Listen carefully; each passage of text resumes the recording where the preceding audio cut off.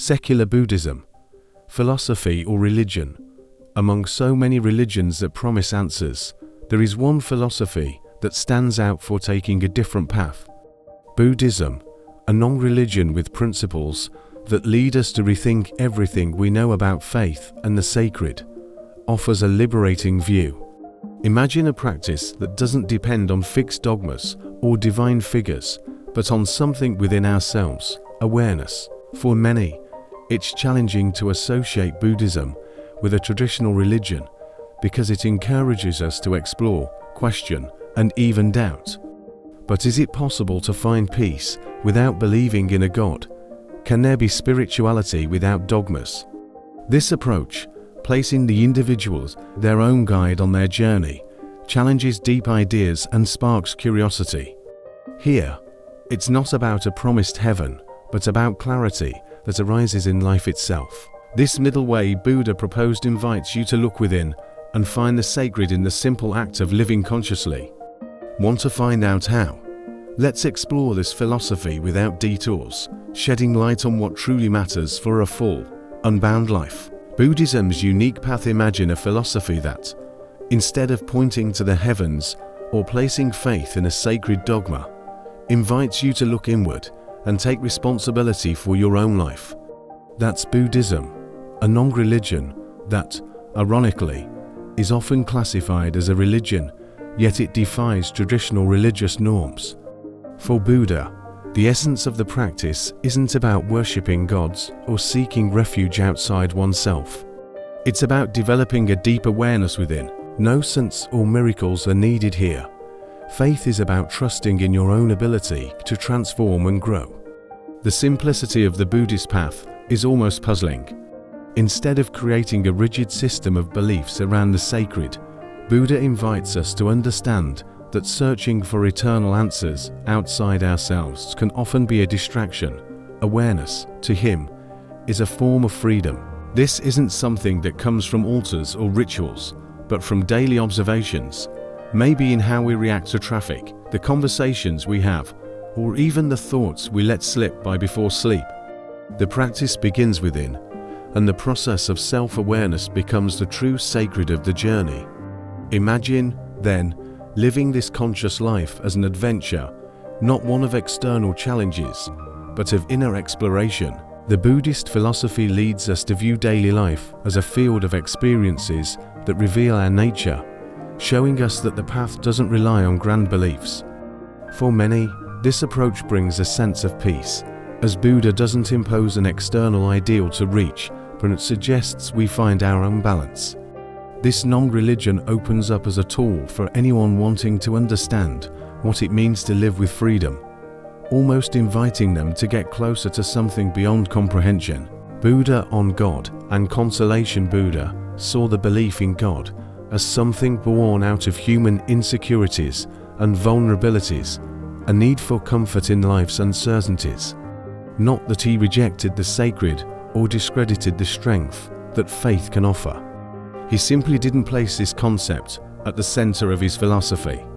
For him, the need for a higher being to guide or save us comes more from our fear and desire for protection than from any absolute truth. It's a refuge, but often one that shifts our own responsibility for who we are and what we do.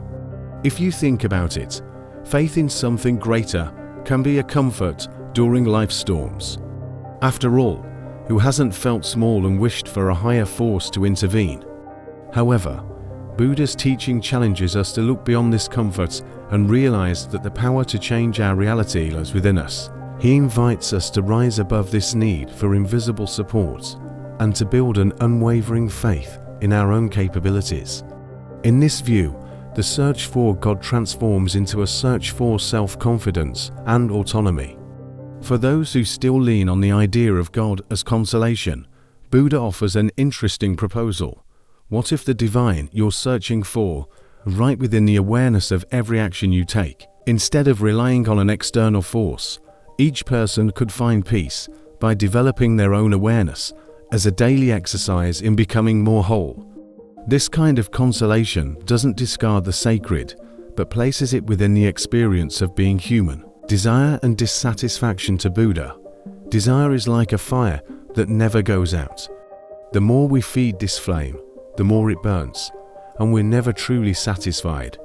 This endless search for more, whether it's a new possession, status, or even an experience, only deepens the cycle of dissatisfaction. He observed that instead of bringing us happiness, desire often becomes a prison. Imagine someone who always wants the latest phone model. Each new purchase brings momentary joy, quickly replaced by anxiety for the next one. In this cycle, we lose our peace. So, how do we deal with desire without extinguishing our enthusiasm for life? Buddha doesn't suggest that we abandon everything and live without pleasure. He proposes that we develop a more conscious relationship with what we want. It's like enjoying a meal without overindulging, understanding when to stop. When desire becomes a frantic pursuit, we become dependent, but when we learn to balance it, it turns into a source of energy and joy. This balance allows us to enjoy what we have without drowning in anxieties over what's missing. Recognizing that desire is part of our experience can be liberating. It's a part of our humanity that doesn't have to govern our lives. We can transform this energy of wanting into a search for something more internal, something that satisfies beyond the material. This process doesn't require a monastic life. We can simply start appreciating small daily achievements and cultivating the ability to feel whole even in a society that constantly encourages us to want more. Relativity in Truth Buddha brings a fascinating view on truth, suggesting that it's not something fixed or absolute. He believes truth can vary depending on how we see and experience reality. This concept aligns closely with science, which also relies on hypotheses and discoveries that evolve over time. Instead of a closed dogma, truth, for Buddha, is like a road we travel. Imagine a mountain. Those who look from one side see one view, while those on the other see something entirely different, yet both are looking at the same mountain. This relativity in truth teaches us to be more flexible, to understand that what we think we know is only a fraction of a greater reality. The Buddhist experience guides us to explore this idea without prejudice or unchanging beliefs. It's like in a deep conversation with someone, we can learn to listen, understand, and even change our perspective without it taking us off our own path. After all, what we consider to be truth might just be an interpretation of a moment, a view that may evolve over time.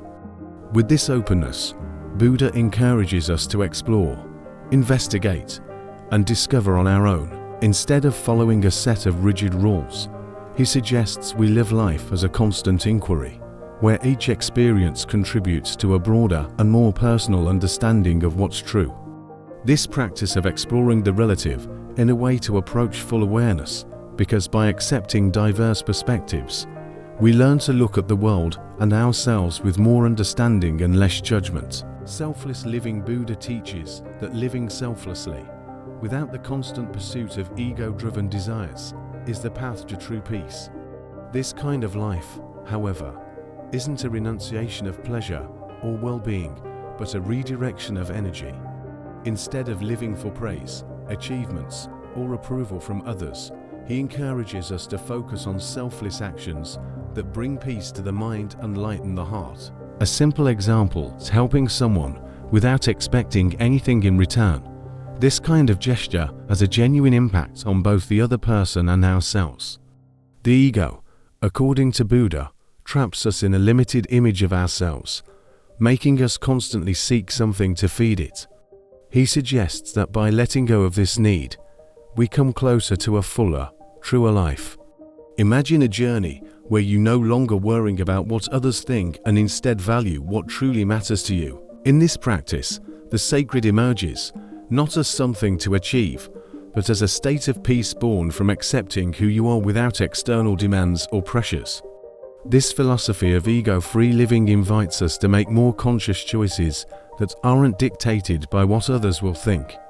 It could be a simple act of generosity or a decision not to compete with someone. Each act of letting go creates space for us to connect with something greater and purer, that doesn't depend on applause or external achievements. In this way of life, Buddha believes we find an inner refuge that nothing can shake. Ultimate awareness to Buddha, living in full awareness, is the ultimate goal. A state of alertness and presence that goes beyond religious beliefs or dogma. He doesn't suggest accepting pre-made truths, but encourages us to venture into direct experience, into what we can see, feel, and understand for ourselves. This kind of faith is actually a trust in our own capacity to understand the world and ourselves realistically and honestly. A simple example is asking yourself in any situation, what am I truly feeling right now? Or how can I respond to this with clarity? Living with this awareness, we gain a deeper understanding of our own actions and reactions without hiding behind ready-made explanations. For Buddha, this state of perception is more valuable than any promise of heaven or future salvation. In every moment of full presence, we touch a bit of the sacred that exists within us and around us. This process doesn't require complex rituals. It shows up in the attentive look at what surrounds us, the pause before responding, the focus on what's essential. This quest for full awareness turns life into a journey of constant discovery. Instead of blindly following traditions, we live each moment as a lesson where truth and faith meet in our own experience. This is the kind of understanding that goes beyond words and into the realm of lived experience, a direct connection to what's real. For Buddha, this is the true religion, where the sacred isn't a place, but a state of being. Illusion of self. Buddha teaches that the idea of a self separate from others is an illusion we create to feel unique and different. According to him, by realizing that we're all interconnected, as parts of a single organism, we begin to free ourselves from the suffering caused by the ego. Imagine looking at someone else and understanding that they're part of you too. That every interaction we have, no matter how small, has a profound impact. In this understanding, there's no room for judgments or rivalries, because the other person is an extension of who we are. This illusion of self is what leads us to want to be better, to compete, to seek external validation. Buddha suggests that instead of isolating ourselves within this identity, we open ourselves to the idea of unity. Think of a drop of water falling into the ocean. It ceases to be a separate drop and becomes part of something much larger. This understanding teaches us that our true worth isn't in being better or more important, but in contributing to the well-being of everyone. When we let go of this fixed idea of self, we find a relief that comes from the simplicity of just existing. We become free to experience life without the burden of proving something, without the weight of comparison. This kind of understanding, according to Buddha, is the true refuge for those seeking peace and harmony. By living with this awareness of unity, everything around us starts to make more sense, and life becomes a sacred space of constant learning and collaboration. Materialism versus spiritual fulfillment. Buddha observes that while the pursuit of material goods is a constant in our lives, it never truly fills the emptiness we feel inside. The idea that more money or more possessions will finally make us happy is an illusion that only generates more desire and, consequently, more dissatisfaction. For him, true satisfaction comes from within, from a deeper understanding and a peace that isn't shaken by external conditions. It's like seeking shade on a hot day, but realizing the real protection lies in our ability to handle the environment. Instead of letting ourselves be guided by the endless pursuit of things, Buddha suggests that happiness resides in cultivating a balanced mind and a calm heart. This doesn't mean rejecting what we have. It means learning to appreciate without attachment, understanding that no material possession can bring a lasting sense of fulfillment. A practical example would be investing time in healthy relationships, in practices that expand our knowledge and wisdom, or even in simple activities, like walking in nature, that remind us of what truly matters. With this perspective, Buddha teaches us that true wealth isn't in what we accumulate, but in the peace we cultivate along the way. When we stop identifying with possessions and turn towards what brings us inner balance, we discover a sacred space where satisfaction doesn't need external compliments. This is the kind of fulfillment that lasts even in life's uncertainties, giving us the confidence that we're genuinely on the path to happiness. Conclusion. So, after this journey, the question remains, what will you do with this knowledge? Are you willing to look at yourself differently, to question the beliefs that limit you, and to seek a more conscious, free life? It's not just about understanding Buddhist teachings, but about applying them to your own path, finding a refuge within yourself where true peace and meaning exist. What desires could you release, or relationships could you transform with a touch of detachment and compassion? If this search feels meaningful to you, why not start now? Join this community and subscribe to the channel to keep exploring these ideas. Turn on notifications, as we still have much to discover together about what it truly means to live with awareness and freedom. Don't miss out on this journey of self-discovery and growth.